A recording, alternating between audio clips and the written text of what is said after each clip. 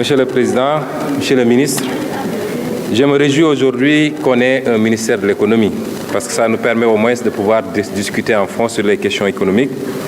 En 2017, j'avais posé la question au ministre des Finances de l'époque, de savoir quel est le modèle économique qu'on est en train d'appliquer au Sénégal. Est-ce que c'est par substitution aux importations? Est-ce que c'est par promotion des exportations? Est-ce que c'est un modèle mixte? Je n'avais pas eu de réponse et j'espère que j'en aurai avec vous. Depuis l'indépendance jusqu'à présent, nous appliquons les mêmes méthodes avec les mêmes résultats. Plan quinquennaux, années 80, ajustement structurel. Première alternance, on a démarré avec l'impératif de réduction de la pauvreté. Deuxième alternance qui avait démarré avec un objectif de développement, avec la SNDS, pour revenir à un objectif beaucoup plus raisonnable d'émergence. Nous n'atteignons pas les objectifs parce qu'en réalité, nous ne posons pas les vrais débats. Quels sont les goulots de notre économie? Je n'entends pas souvent parler ou suffisamment parler des goulots de notre économie. Dans les rapports qu'on a lus ici dans d'autres commissions, on a parlé de compétitivité à l'importation.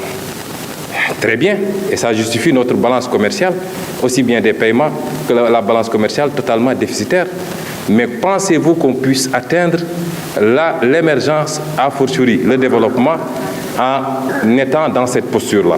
Qu'est-ce qu'il faut faire pour inverser la tendance et aller vers la compétitivité pour l'exportation? Premier goulot, c'est la monnaie que nous avons. Il faut qu'on arrête d'hésiter et de louvoyer avec cette monnaie. Le franc CFA est une monnaie coloniale qu'on nous avait laissée pour sécuriser les entreprises françaises contre les risques de change, mais pour pouvoir également capter une partie de nos réserves. Mais c'est une monnaie surévaluée qui ne nous permettra jamais d'être compétitifs à l'export. Vous ne pourrez jamais avoir des entreprises, des industries compétitives à l'export avec le franc CFA. Cette monnaie, il est impératif qu'on sorte de cette monnaie et qu'on passe à quelque chose de plus solide. Nous avons un problème de protection sérieuse de notre économie. Et on est très inquiet quand on entend les APE. Comment pouvez-vous comprendre, dans un contexte où on parle de ZLECAf et d'autres instruments, que le président Macky Sall signe des APE et nous vante ces APE-là? Comment pensez-vous que notre industrie, qui n'existe même pas, ou notre agriculture, puisse compétir avec celle de l'Union européenne, alors que l'Europe elle-même refuse encore de signer le même accord avec les États-Unis, considérant qu'il ne lui est pas favorable.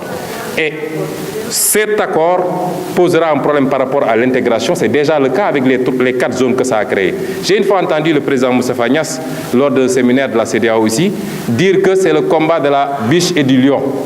Mais il conclut en disant que mais c'est jouable. Depuis quand la biche gagne un combat face au lion, M. Moustapha Niasse? Et la question des ressources naturelles, la gestion optimale de nos ressources naturelles, c'est extrêmement important. Et je tiens à le dire ici, et de dire à M. Macron, qui dit qu'il y a un sentiment anti-français. Il n'y a pas un sentiment anti-français, il y a un sentiment pro-africain. Les Africains ont désormais compris et ça ne peut pas continuer. Contre la France ou les États-Unis, mais nous avons des intérêts à gérer. Et on parle de l'immigration, par exemple. Pourquoi on parle de l'immigration dans le contexte actuel? Mais les populations ne suivent que le même chemin que les ressources. Quand on vient piller nos ressources avec la complicité de nos élites complexées, de nos leaders, évidemment, on ne pourra jamais régler cette question. Le privé national dont on parle. Mais vous ne pouvez pas avoir de privé national parce qu'on n'a pas une politique réelle de promotion de ce privé national, si ce n'est pour aller vers une bourgeoisie comprador, qu'on crée de toutes pièces, en créant des marchés fictifs, en donnant des assets foncières que les gens revendent à l'IPRES ou je ne sais qui pour se faire des milliards, ou alors c'est des montages avec les acquiescements pour que des gens se retrouvent avec 94 milliards alors que goruñu yatuñu. Et il faut orienter aujourd'hui les priorités vers le financement du véritable privé national. Ce n'est pas à l'État de créer les entreprises et les industries, mais toutes les industries ont été appuyées par leurs États jusqu'à être fortes pour les lancer dans la compétition mondiale. Et aujourd'hui, on nous dit ouvrez vos frontières et laissez tout passer. Donc, Monsieur le ministre, je terminerai par une question. Sur toutes ces questions, il faut des réformes, mais il faut du courage politique.